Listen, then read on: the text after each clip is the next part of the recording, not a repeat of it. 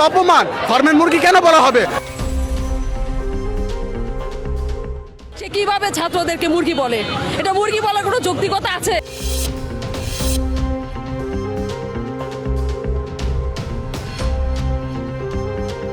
তুমি কে আমি কে, কে বলেছে? কে বলেছে? তুমি কে আমি কে, কে বলেছে? কে বলেছে ফার্মের মুরগি? কে বলেছে? শিক্ষামন্ত্রী। বুঝতে পারলেন না তো হঠাৎ করে এই স্লোগান দিলাম কেন, বা কারা এই স্লোগান তুলছে?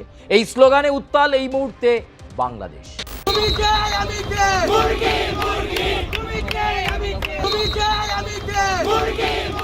বাংলাদেশের প্রধানমন্ত্রী তারেক রহমানের রাতের ঘুম ছুটিয়ে দিয়েছে বাংলাদেশের ছাত্র সমাজ। কারণ অবশ্য একাধিক রয়েছে। এই মুহূর্তে বানভাসী বাংলাদেশ, ঢাকা সহ বাংলাদেশের একাধিক জেলা, একাধিক উপজেলায় জল জমে পরিস্থিতি অত্যন্ত খারাপ। সম্প্রতি তৈরি হওয়া বাঁধ, সেই বাঁধে খরচা হয়েছিল কোটি টাকা।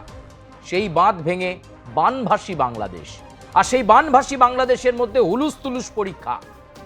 কোনো জায়গা থেকেই জল নামেনি। ঢাকা সদর শহর তো বটেই, এমনকি জেলা উপজেলাগুলোতে জল যখন টইটুম্বুর তখনও পরীক্ষা নিতে হবে। সেদেশে শুরু হয়েছে এইচএসসি এক্সাম, আর সেই পরীক্ষা দিতে গিয়ে নাকানি চোপানি খেতে হচ্ছে পরীক্ষার্থীদের। অনেকেই যথাসময়ে বেরোচ্ছেন কিন্তু পৌঁছতে পারছেন না সঠিক সময়ে পরীক্ষা কেন্দ্রে। জল পেরিয়ে যেতে হচ্ছে দুর্গম পথ, এবং জল জমে যাওয়ার ফলে গোটা বাংলাদেশ এই মুহূর্তে বানভাসী হয়ে যাওয়ার ফলে ট্রান্সপোর্ট ব্যবস্থা, যোগাযোগ ব্যবস্থা, পরিবহন ব্যবস্থা একেবারে ভেঙে পড়েছে। এই পরিস্থিতিতে পরীক্ষা বাতিল অথবা পরীক্ষা স্থগিত করে দেওয়া বাংলাদেশের শিক্ষামন্ত্রীর উচিত ছিল। আবহাওয়া দপ্তরের যখন বার্তা রয়েছে, তাহলে সেই আবহাওয়া দপ্তরের বার্তার দিকে নজর রেখে এইচএসসির মতো গুরুত্বপূর্ণ পরীক্ষা, এটা তো কোনো ক্লাস টেস্ট নয়, এইচএসসি এক্সাম চলছে, সেই গুরুত্বপূর্ণ পরীক্ষার ফলাফল বাংলাদেশের আগামী দিনে ছাত্রছাত্রীদের ভবিষ্যৎ গড়ার রেজাল্ট হতে পারে। ফলে তার মতো একটা গুরুত্বপূর্ণ পরীক্ষা এই বানভাসী পরিস্থিতির মধ্যে স্থগিত করে দেওয়া যেত। কিছুদিনের জন্য পরীক্ষাটাকে পিছিয়ে দিয়ে রিশিডিউল করে পরীক্ষা নেওয়া যেত, কিন্তু তা না করে এই জমা জল, এই বানভাসী পরিস্থিতির মধ্যেই ছাত্রছাত্রীদেরকে এইচএসসি পরীক্ষা দিতে যেতে হচ্ছে। শিক্ষামন্ত্রী দেখেও কিছু দেখলেন না, তিনি অবিবেচক। তাই তারেক রহমানের ঘুম ছুটিয়ে বাংলাদেশের মহাসড়ক, বিভিন্ন সড়কের ওপর লাগাতার আন্দোলন করছে ছাত্ররা। আপনার পুজো পৌঁছে যাক বিশ্বের দরবারে। প্রতি বছরের মতো এবারও আর+ নিউজ নিয়ে এলো শারদাঞ্জলির সেরা সম্মান 2026। অংশ নিতে সকাল 10টা থেকে সন্ধে 6টার মধ্যে সরাসরি যোগাযোগ করুন আমাদের অফিসে, অথবা কল করুন 9836323248 এই নম্বরে। শারদাঞ্জলি শুধুমাত্র আর+ নিউজে।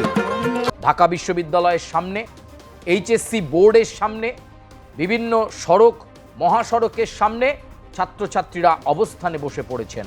তারা শিক্ষামন্ত্রীর পদত্যাগ দাবি করছেন, আর সেখানেই স্লোগান উঠছে, কে বলেছে? কে বলেছে? তুমি কে আমি কে, কে বলেছে? কে বলেছে ফার্মের মুরগি? বলেছে শিক্ষামন্ত্রী।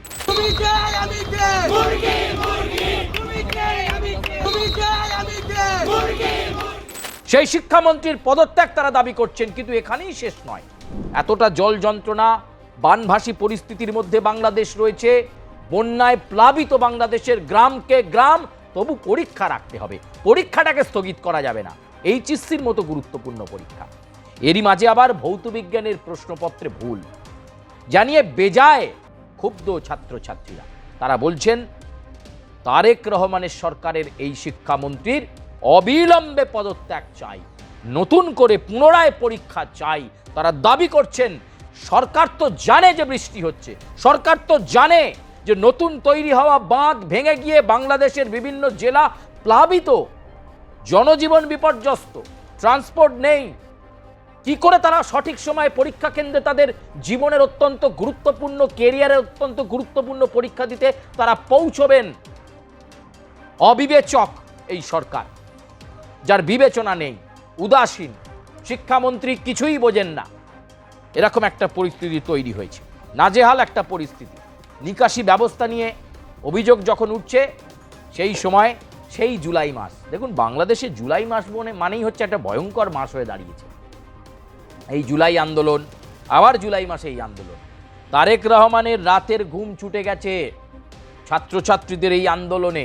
ঢাকা বিশ্ববিদ্যালয়ের সামনে আন্দোলন, আন্দোলন একাধিক জায়গায়, শিক্ষা বোর্ডের সামনে আন্দোলন, একাধিক জায়গায় এই আন্দোলন।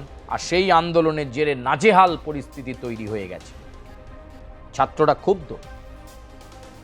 এরকম একটা জলজমা পরিস্থিতির মধ্যে গাড়ি ঘোড়া নেই, তারা পরীক্ষা কেন্দ্রে পৌঁছতে পারছে না, সুষ্ঠুভাবে পরীক্ষায় তারা অংশ নিতে পারছে না, তার উপর আবার ভৌত বিজ্ঞানের প্রশ্নপত্রে ভুল। শিক্ষামন্ত্রীর অবিলম্বে পদত্যাগ দাবি।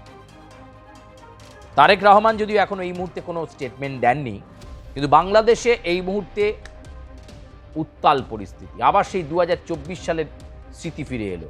ঠিক সেই সময় যে আন্দোলন যেভাবে হয়েছিল কোটা নিয়ে, আজকেও কিন্তু ছাত্রছাত্রীরা রাস্তায় রয়েছেন যে এরকম একটা আপৎকালীন পরিস্থিতি, এরকম একটা বিপর্যয় পরিস্থিতি, প্রাকৃতিক বিপর্যয় পরিস্থিতির মধ্যে পরীক্ষা চালিয়ে যাওয়ার মতো এবং এইচএসসির মতো গুরুত্বপূর্ণ পরীক্ষা চালিয়ে যাওয়ার মতো সিদ্ধান্ত নেওয়ার ক্ষমতা শিক্ষামন্ত্রীর হলো কি করে?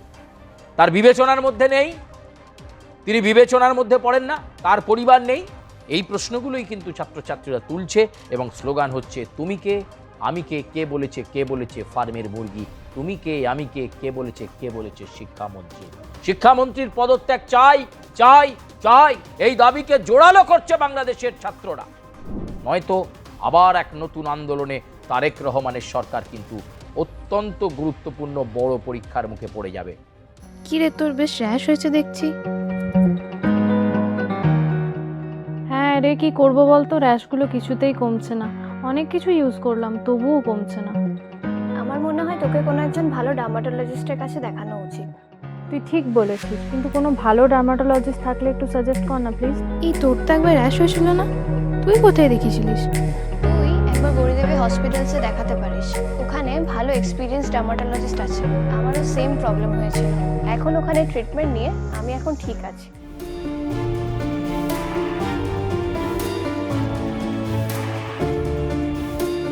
গৌরী দেবী হসপিটাল, রাজবাঁধ, দুর্গাপুর। যোগাযোগ 8001003333, 8001113333।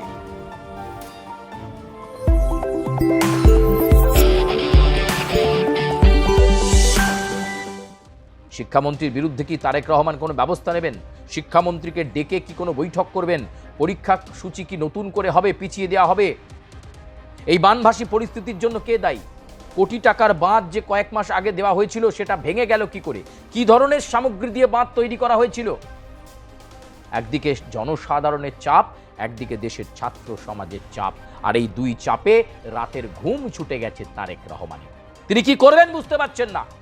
তারেক রহমান অত্যন্ত উদ্বেগজনক পরিস্থিতির মধ্যে কাটাচ্ছেন। তিনিও আতঙ্ক দেখছেন। আবার জুলাই মাসে ছাত্র আন্দোলন, ঢাকা বিশ্ববিদ্যালয়ের সামনে আন্দোলন, জাতীয় সড়কে আন্দোলন, মহাসড়কে আন্দোলন। তিনি কি স্টেটমেন্ট দেবেন সেটা বুঝে উঠতে পারছেন না। তড়িঘড়ি তিনি নাকি দপ্তরে গুরুত্বপূর্ণ বৈঠক ডেকেছেন। তাহলে কি এইচএসসির মতো গুরুত্বপূর্ণ পরীক্ষা পিছিয়ে দেওয়া হবে এবার?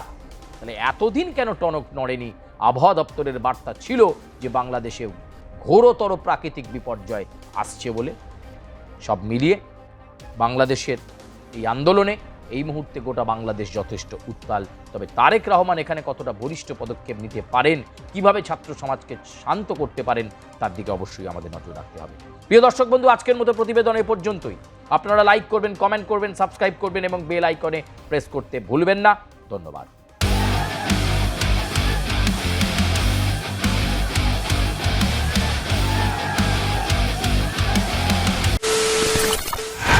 খবরের নামে প্রতিদিন সন্ধে আপনার ড্রয়িং রুমে কি শুধুই চিৎকার চেঁচামেচি হয়ে আসে? বিতর্কের নামে চলে গালাগালি আর কাদা ছোড়াছুড়ি।